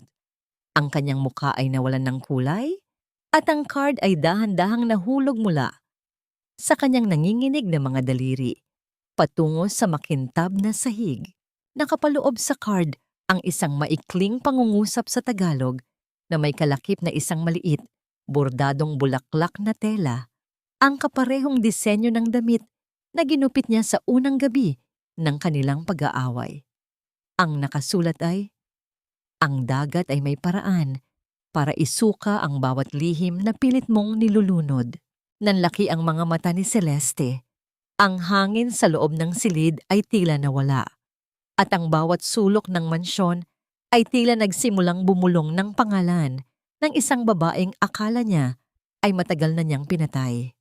Sa unang pagkakataon, ang takot ay gumapang sa puso ng kontrabida at ang maskara ng kanyang tagumpay ay nagsimulang magkaroon ng isang malaking bitak na hindi na kayang itago ng anumang brilyante. Ang takot ay parang isang lason na dahan-dahang gumagapang sa mga ugat ni Celeste. Ginagawang malapot at mahirap ang bawat hininga niya sa loob ng sariling mansyon. Ang maliit na piraso ng bordadong tela ay tila naging isang mainit na uling sa kanyang palad, isang paalala na ang kanyang perpektong plano ay may isang malaking lamat na hindi niya inaasahan. Hanapin niyo ang matandang iyon, ngayon din. Ang sigaw ni Celeste ay pumailan lang sa loob ng silid-aklatan. Ang kanyang boses ay nanginginig sa pagitan ng galit at pangamba. Huwag kayong babalik dito hanggat hindi nyo nadadala sa akin ang bangkay ng hardinerang yon. Sa isang maliit na baybayin kung saan ang amoy ng dagat ay humahalo sa bango ng mga panggatong, ang katahimikan ng gabi ay binuwawag ng tunog ng mabilis na paghampas ng mga pinto ng sasakyan. 3 lalaking nakasuot ng itim na jacket ang bumaba at tinungo ang dampa ni Tio Teodoro.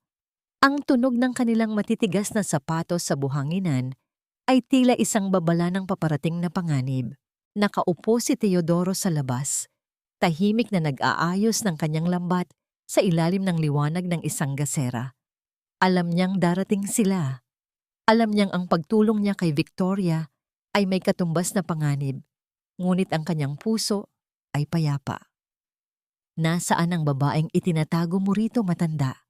Ang tanong ng isa sa mga lalaki habang marahas na itinutulak ang balikat ni Teodoro, dahilan upang mapaupo ang matanda sa buhanginan.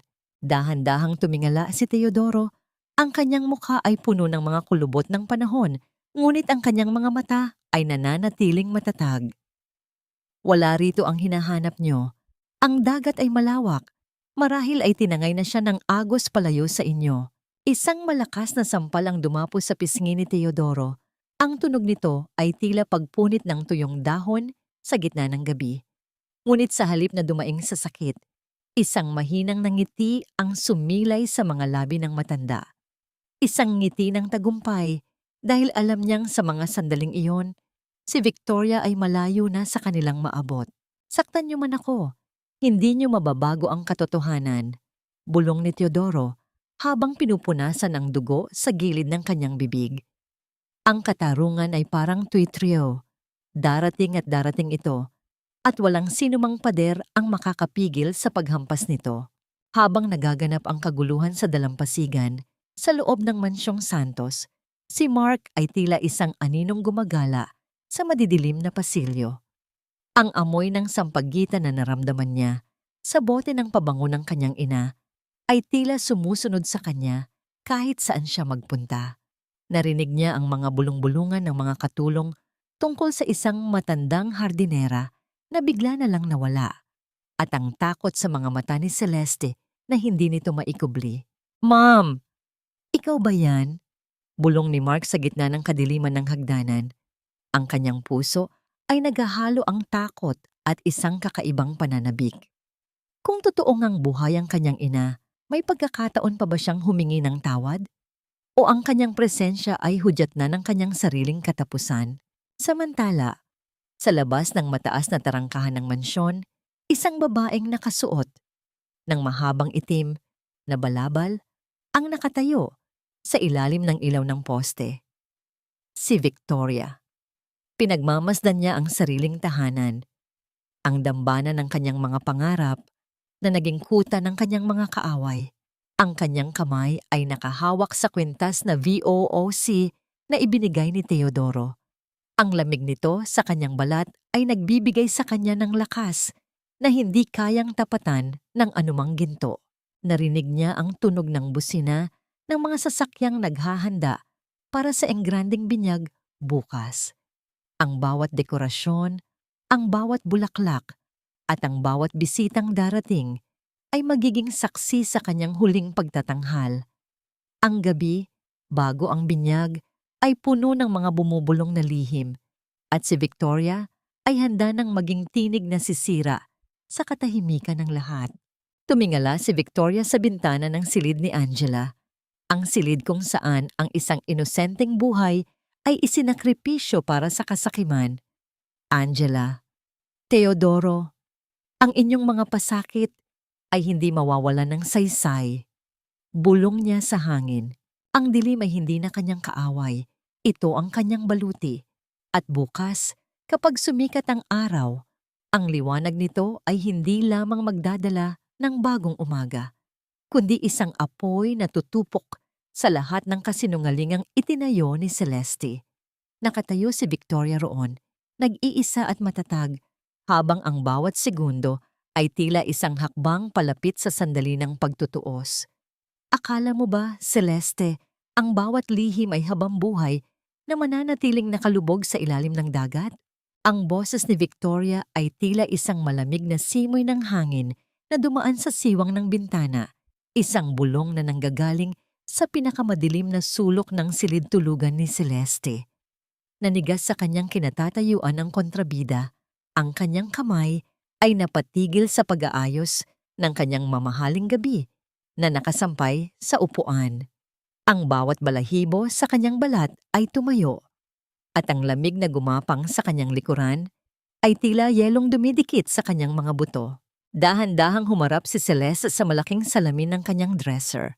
Sa dilim ng gabi, ang tanging nagbibigay ng liwanag ay ang malamlam na lampara sa tabi ng kama.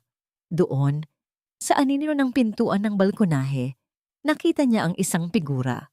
Isang babaeng nakasuot ng puti. Ang buhok ay mahaba at tila basang-basa. At ang mga mata ay nakatitig sa kanya nang may labis na lalim at pait. "Mami Victoria?" Nauutal na tanong ni Celeste. Ang kanyang boses ay halos isang hangin na lamang. Ang kanyang puso ay tumatibok ng napakabilis, tila isang ibong nagpupumiglas na makawala sa loob ng kanyang dibdib. "Hindi maari. Patay ka na. Nakita kitang lumubog. Nakita kitang nilamon ng mga alon." Hindi sumagot ang anino. Sa halip, dahan-dahang humakbang ang figura palapit sa liwanag. Ang bawat tunog ng kanyang mga paa sa makintab na sahig ay hindi marinig. Tila isang kaluluwang lumalakad sa ibabaw ng hangin. Ngunit ang presensya nito ay napakabigat. Isang bigat na tila sumasakal sa lalamunan ni Celeste. Ang mga alon na hindi nakakamatay sa isang inang may kailangang balikan, Celeste. Wika ni Victoria, ang kanyang boses ay muling umalingaw-ngaw, puno ng isang otoridad na hindi kayang tapatan ng anumang kayamanan. Bumalik ako para sa anak ko. Bumalik ako para sa katarungan ng batang isinakripisyo mo.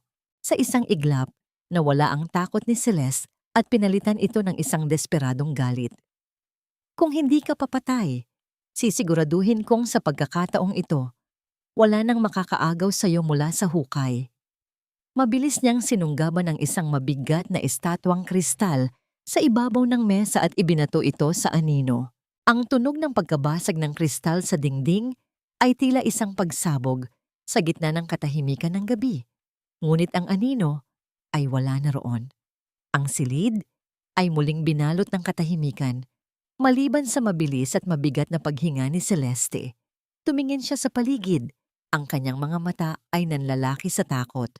Ngunit wala na siyang makitang anino. Dahan-dahan siyang lumapit sa noy ng sanggol na nasa kabilang sulok ng silid.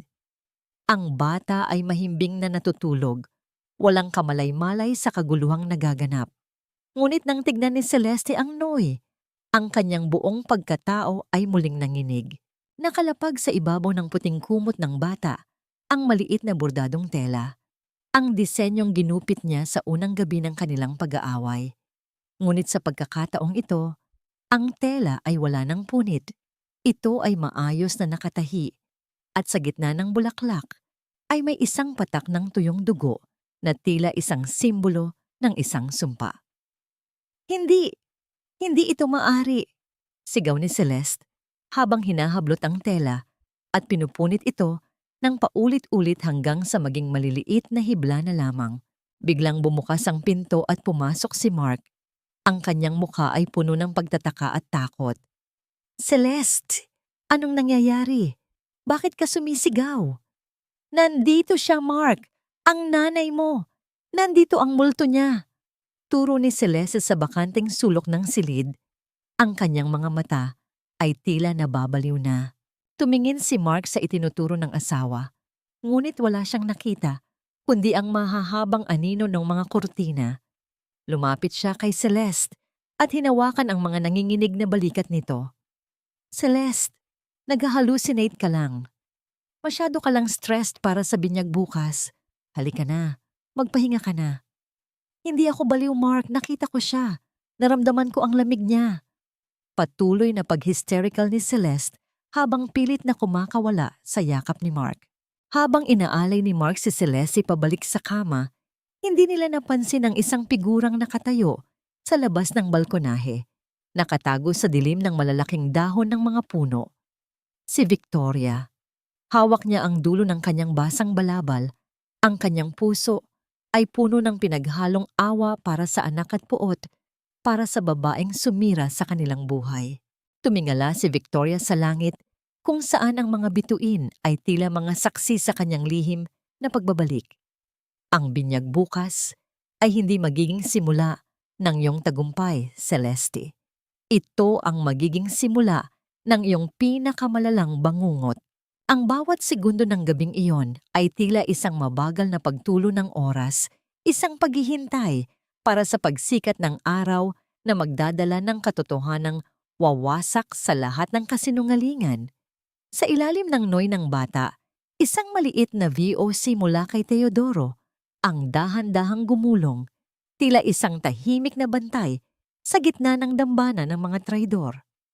Kaya ba ni Celeste na harapin ang multo ng kanyang nakaraan sa harap ng lahat ng tao bukas? O tuluyan na ba siyang lalamunin ng takot bago pa man magsimula ang seremonya? Ang bawat sulok ng katedral ng San Sebastian ay tila nagdiriwang sa gitna ng bango ng mga sariwang bulaklak at ang usok ng insenso na dahan-dahang pumapaibabaw sa mataas na kisame. Ang tunog ng koro ay pumupuno sa bawat espasyo, isang banal na awitin na tila nagtatangkang linisin ang mga kasalanang nakatago sa loob ng mga mamahaling terno at gown ng mga bisita. Naroon ang mga pinakamalalaking pangalan sa negosyo, mga mamamahayag na handang kumuha ng litrato, At ang lahat ay nakatuon ang pansin sa pamilya Santos. Sa gitna ng altar, nakatayo si Celeste. Ang kanyang suot na puting terno ay nagniningning, tila isang anghel na bumaba mula sa langit. Hawak niya ang sanggol nang may pag-iingat, ngunit ang kanyang mga mata ay palaging gumagala sa paligid, naghahanap ng aninong maaring sumira sa kanyang pinakahihintay na tagumpay.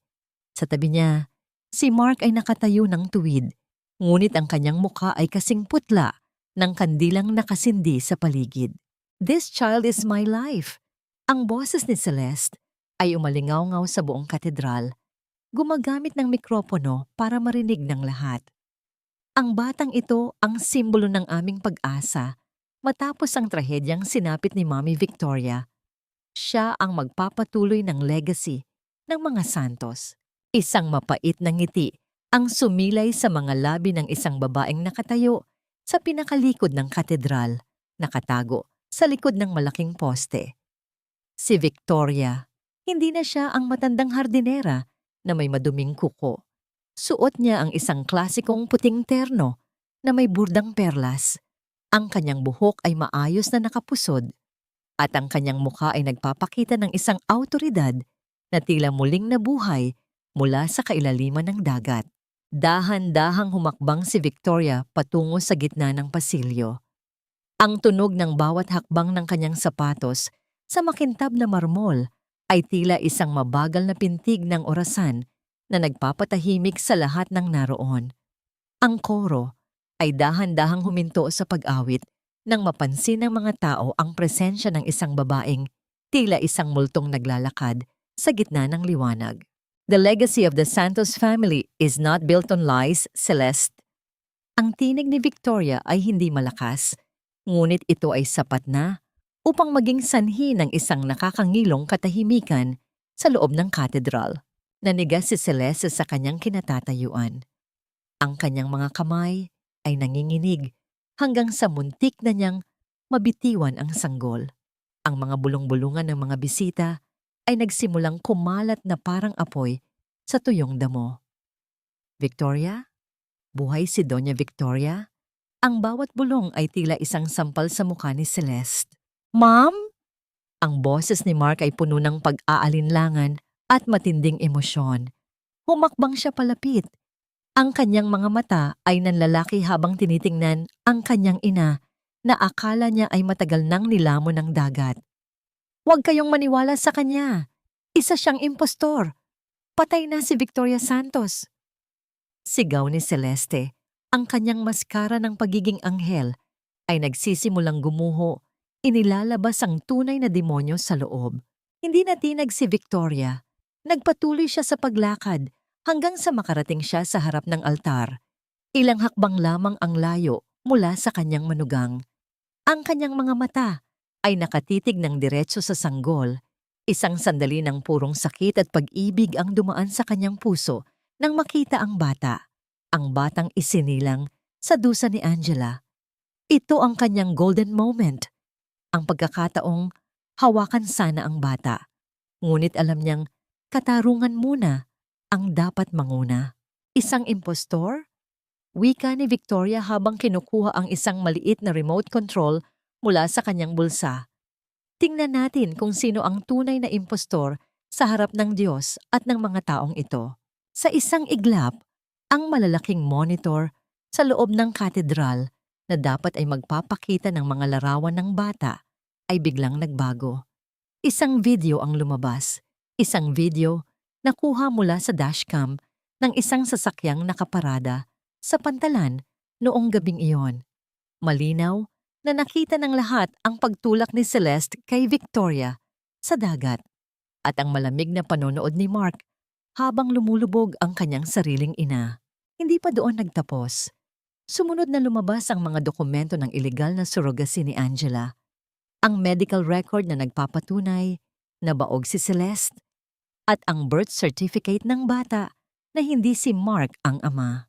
Ang katedral na kanina ay puno ng kabanalan ay biglang naging isang dambana ng kahihiyan. Ang bawat bisita ay napatayo. Ang mga kamera ng media ay walang tigil sa pagkuha ng bawat reaksyon. Si Celeste ay napaupo sa hagdan ng altar. Ang kanyang muka ay puno ng matinding galit at kawalang pag-asa. Ang binyag na ito ay hindi para sa bata. Wika ni Victoria habang tumatayo sa tabi ng podium, ang kanyang tindig ay tila isang reyna. Ang binyag na ito ay para sa katotohanan.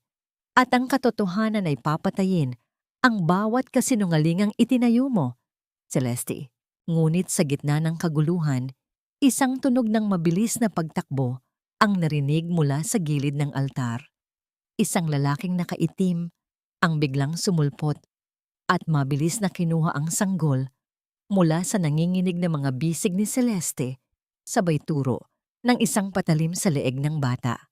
Walang lalapit o mamamatay ang batang ito.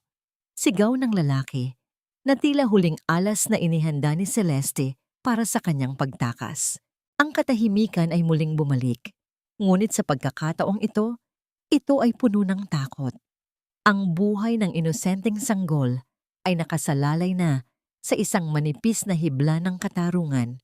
Kaya ba ni Victoria na iligtas ang kanyang apo nang hindi dumanak ang dugo sa loob ng bahay ng Diyos? Ang bawat hininga sa loob ng katedral ng San Sebastian ay tila naging kasing bigat ng mga dambuhalang kampana sa itaas. Ang matalim na patalim na nakatapat sa leeg ng sanggol ay kumikinang sa ilalim ng liwanag ng mga chandelier. Isang malupit na paalala na ang buhay ay maaaring maputol sa isang kisap mata. Ang iyak ng bata ay pumapailan lang sa bawat sulok, tila isang pagsusumamo na nagpapatigil sa tibok ng puso ng lahat ng nakasaksi. Pakawalan mo ang bata, Celeste. Huwag mong idamay ang walang malay sa iyong kasakiman. Ang sigaw ni Victoria ay puno ng otoridad, ngunit sa likod nito ay ang nanginginig na takot ng isang lola. Ang kanyang mga kamay ay mahigpit na nakakapit sa kwintas na vooksa sa kanyang leeg, humihingi ng lakas mula sa bawat dalangin at sa alaala ng mga taong nagligtas sa kanya. Wala na akong pakialam, Victoria. Kung mawawala sa akin ang 3 bilyon, sisiguraduhin kong walang matitira sa iyo, kundi ang abon ng iyong mga pangarap. Ang boses ni Celeste ay puno ng desperasyon at kabaliwan. Ang kanyang buhok ay gulo-gulo na, at ang kanyang mga mata ay nanlilisik habang itinuturo ang lalaking may hawak sa bata. Takbo! Dalhin mo ang bata. Ngunit sa gitna ng tensyon, isang anino ang mabilis na gumalaw mula sa likuran ng altar. Si Mark. Sa unang pagkakataon, matapos ang mahabang panahon ng pagiging sunod-sunuran, ang dugo ng mga santos ay tila nagising sa kanyang mga ugat. Hindi siya tumakbo palayo. Sa halip, sumugod siya patungo sa lalaking nakaitim. Ang tunog ng pagkakabunggo ng dalawang katawan ay umalingaw-ngaw sa tahimik na katedral. Nagpumiglas si Mark, pilit na inaagaw ang sanggol mula sa panganib. Huwag ang bata. Ako na lang, Celeste. Saktan mo na ako. Huwag lang ang anak ko. Ang sigaw ni Mark ay puno ng pagsisisi at pagdurusa. Sa gitna ng kaguluhan, mabilis na nakalapit ang mga undercover na pulis na dinala ni Attorney Manuel. Ang tunog ng mga sapatos na tumatakbo sa marmol na sahig ay tila isang mabilis na martilyo. Sa isang iglap, ang lalaking nakaitim ay napadapa. At ang sanggol ay ligtas na nakuha ng isang nurse na kasama ni Victoria. Celeste Santos, inaaresto ka sa kasong attempted murder, illegal surrogacy, at human trafficking. Ang boses ng opisyal ay malamig at pinal. Ang bawat hakbang ng mga pulis patungo kay Celeste ay tila isang hatol ng tadhana. Sinubukan ni Celeste na lumaban, gumuho ang kanyang dignidad habang kinakaladkad siya palabas ng katedral. Ang kanyang mga sigaw ng pagmumura at pagtanggi ay dahan-dahang naglaho sa labas, kasabay ng tunog ng mga sirena na tila isang malungkot na simponya ng kanyang pagbagsak. Naiwan si Mark na nakaluhod sa harap ng altar. Ang kanyang barong ay gulo-gulo. Ang kanyang mukha ay puno ng luha at dugo mula sa pakikipagbuno. Dahan-dahan siyang gumapang patungo sa paanan ng kanyang ina. Ma'am, Patawarin mo ako. Nabulag ako. Nawala ako sa sarili ko. Ang bawat salita ni Mark ay tila isang patalim na sumasaksak sa sarili niyang lalamunan. Hinawakan niya ang laylayan ng damit ni Victoria. Nagsusumamo para sa isang pagkakataong hindi niya deserve. Tiningnan ni Victoria ang kanyang anak. Ang kanyang puso, na dati ay puno ng walang hanggang pagmamahal para kay Mark, ay tila naging isang tuyong disyerto. Ang imahe ni Mark na nakatayo lang habang siya ay nahuhulog sa dagat ay mananatiling nakaukit sa kanyang gunita habang buhay. Ang anak ko ay namatay na noong gabing iyon sa gitna ng dagat, Mark. Ang boses ni Victoria ay kasing lamig ng tubig na muntik nang pumatay sa kanya. Ang lalaking nasa harap ko ngayon ay isang estrangherong kailangang magbayad sa batas at sa sarili niyang konsensya. Dahan-dahang binawi ni Victoria ang kanyang damit mula sa pagkakahawak ni Mark. Tinalikuran niya ang kanyang anak, isang pagtalikod na mas masakit pa sa anumang sampal. Lumapit siya sa nurse at dahan-dahang kinuha ang sanggol sa kanyang mga bisig. Nang maramdaman ng bata ang init ng katawan ni Victoria, tumigil ito sa pag-iyak. Ang maliit na kamay ng sanggol ay humawak sa daliri ni Victoria, isang ugnayang hindi nabuo sa dugo, kundi sa pag-asa at katarungan. Ito ang golden moment, ang sandali ng tagumpay ni Victoria, hindi dahil sa nakuha niya ang 3 bilyon, kundi dahil nailigtas niya ang isang inosenteng buhay mula sa impyerno. Sa labas ng katedral, ang ulan ay nagsimulang pumatak ng mahina. Tila hinuhugasan ang bawat bakas ng kasalanan sa banal na lupang yon. Ang imperyo ng mga santos ay gumuho na. Ngunit sa gitna ng mga guho, isang bagong pundasyon ang nagsisimulang mabuo. Nakatayo si Victoria sa pintuan ng katedral, hawak ang bata, habang pinagmamasdan ang pag-alis ng sasakyan ng mga pulis, dala si Celeste at ang pagbagsak ng kanyang anak sa kawalan. Ang katarungan ay nakamit na, ngunit ang presyo nito ay ang pagkawasak ng pamilyang kanyang iningatan. May puwang pa ba para sa pag-asa sa gitna ng ganitong kapaitan? O ang bukas ay magiging kasing lungkot ng dagat na naging saksi sa lahat? Ang amoy ng lansa ng dagat at ang bango ng sariwang kape ay muling humahalimuyak sa loob ng isang maliit, ngunit matatag na bahay na bato sa pampang ng Batangas. Ang mansyong Santos sa Maynila ay hindi na naging tahanan ni Victoria. Ipinagbili niya ang bawat sulok ng marangyang kuta na yon na puno ng masasakit na alaala. Ang 3 bilyong piso ay hindi niya itinago sa ilalim ng kanyang unan. Sa halip, ang bawat sentimo nito ay dinaloy niya sa pagpapatayo ng Angela's Haven, isang sentro para sa mga kababaihang biktima ng pang-aabuso at ilegal na surrogacy at sa rehabilitasyon ng komunidad ni Tio Teodoro. Ang dating Doña Victoria Santos ay wala na sa mga pahina ng society columns. Ngayon, siya ay kilala lamang bilang si Lola Victoria, ang babaeng laging nakaupo sa balkonahe habang pinagmamasdan ang mga bata sa barangay Luwalhati na naglalaro sa buhanginan. Sa kanyang tabi, si Tio Teodoro ay tahimik na nag-aayos ng mga lambat. Ang kanyang mga kamay na dati ay puno ng sugat mula sa pakikipaglaban sa alon, ay ang siyang nag-aalaga ngayon sa mga tanim na gulay sa paligid ng kanilang bakuran. Sila ay naging pamilya sa paraang hindi kailanman maiintindihan ng mga taong nakatingin lamang sa yaman. Victoria, luto na ang sinigang. Ang bata ay nagising na rin mula sa kanyang hapon na tulog. Ang malumanay na boses ni Teodoro ay nagdadala ng kapayapaang matagal nang hinanap ni Victoria. Pumasok si Victoria sa loob at nakita ang batang lalaki, ang sanggol, na isinilang mula sa dusa ni Angela. Pinangalanan niya itong Angel, isang buhay na alaala ng sakripisyo ng kanyang ina. Ang bata ay mabilis na lumalaki. Ang kanyang mga mata ay nagniningning sa talino at sigla. Samantala, sa isang maliit na tindahan sa malayo, si Mark ay abala sa pagbubuhat ng mga kaba ng bigas. Ang kanyang dating makinis na balat ay magaspang na at ang kanyang mga mata ay palaging nakayuko sa lupa. Wala na sa kanya ang pangalang Santos.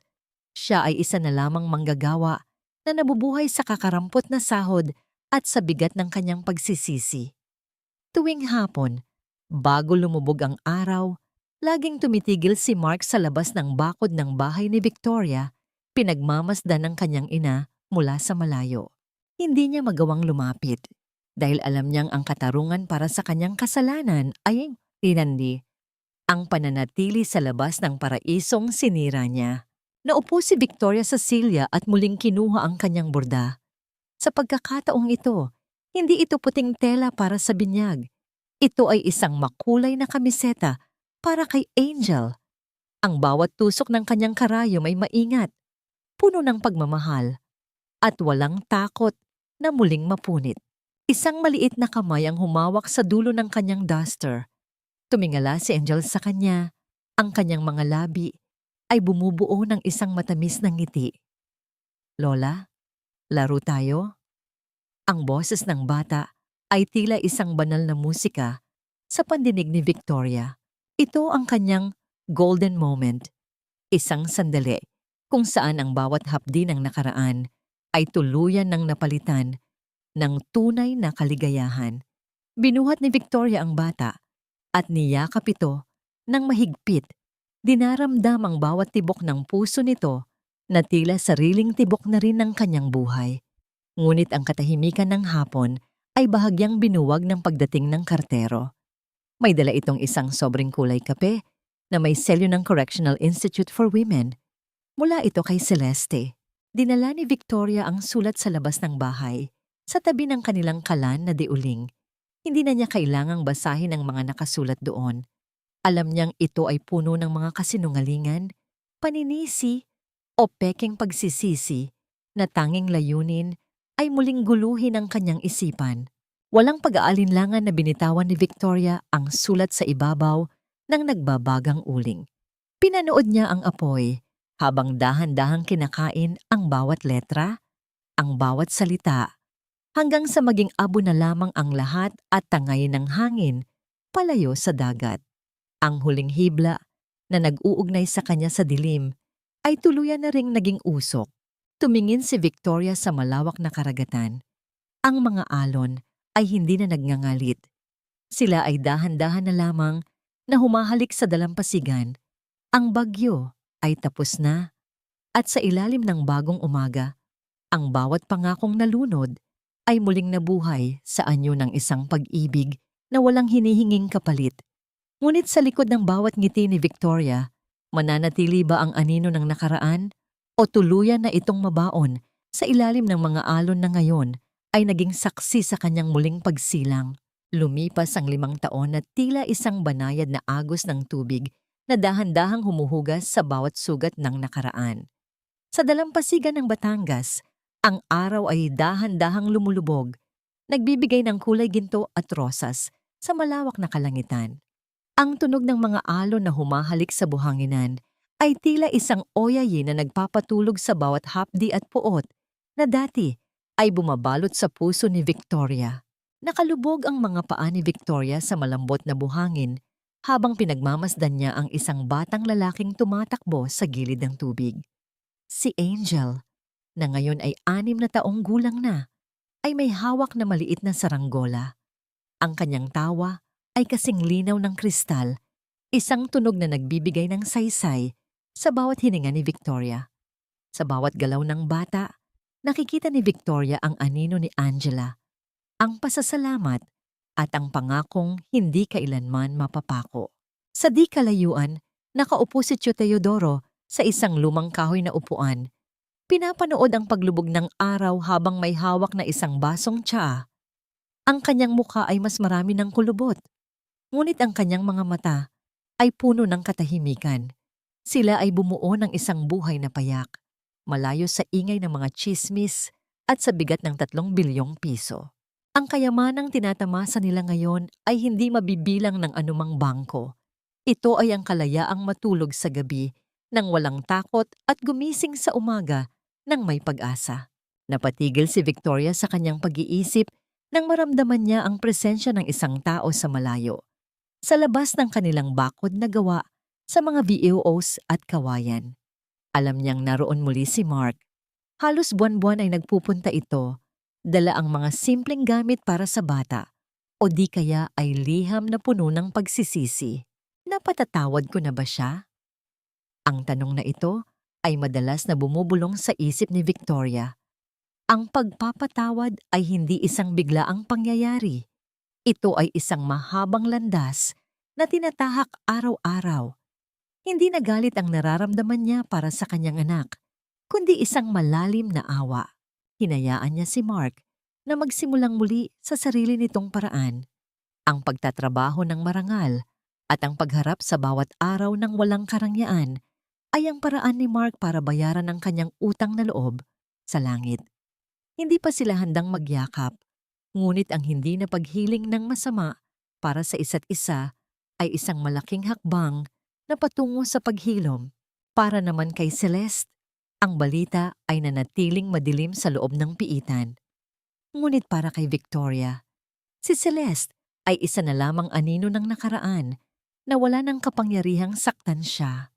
Ang paglimot ay hindi ang layunin, kundi ang pagtanggap na ang bawat masamang pangyayari ay may kalakip na aral na magpapatatag sa kaluluwa.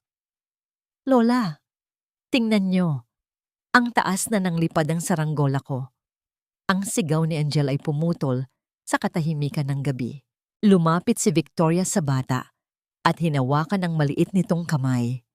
Ang init ng palad ni Angel ay tila isang gamot na tuluyang nagpatigil sa panginginig ng kanyang mga kamay. Sa sandaling iyon, nahanap ni Victoria ang sagot sa lahat ng kanyang mga katanungan. Ang tunay na binyen o kapayapaan ay hindi matatagpuan sa paghihiganti, kundi sa pagyakap sa mga biyayang natitira matapos ang bagyo. Natutunan niya na ang pamilya ay hindi lamang nabubuo sa pamamagitan ng dugo.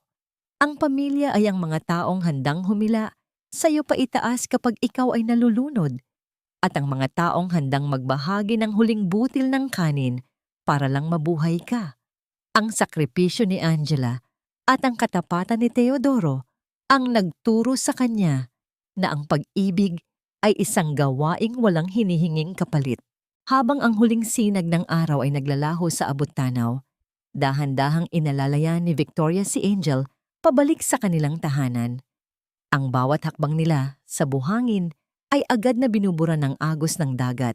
Tila sinasabi na ang bawat pagkakamali ng nakaraan ay maaari ring burahin ng panahon at ng bagong simula. Salamat, Panginoon, dahil sa gitna ng pagkakalunod, itinuro mo sa akin kung paano muling huminga. Bulong ni Victoria sa hangin. Pumasok sila sa loob ng bahay kung saan naghihintay ang mainit na hapunan at ang tawanaan ng isang pamilyang binuo ng tadhana at pinatibay ng katarungan. Ang dagat na dati ay naging saksi sa kanyang kamatayan ay siya na ngayong saksi sa kanyang tunay na muling pagsilang. Ang nobelang isinulat ng dusa ay natapos na at ang bawat pahina ng kanyang bagong buhay ay puno na ng kulay, pag-asa at isang pag-ibig na kailanman ay hindi na muling lulunurin ng anumang alon.